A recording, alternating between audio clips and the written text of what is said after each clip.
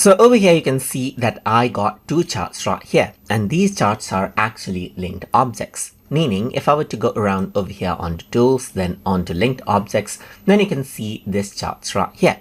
I can go ahead and let's say for example you can see that this is a link chart, and if I were to go ahead and open up the source right here, then it opens up this particular source just like this.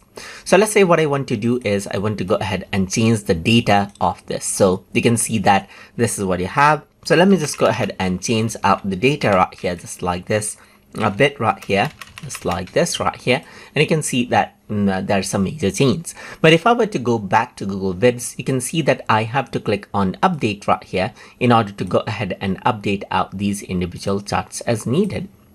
So this is what you have. But let's say if I were to click on update, you can see that it does update. Let me just go ahead and make another change around over here just like this as well, and this is what you have right here.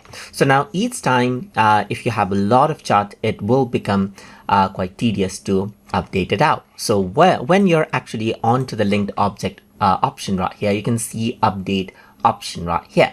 You can go ahead now and click on update all, and without you having to manually go through each and every one of them, you can simply go ahead and update out each of the linked object like this as well.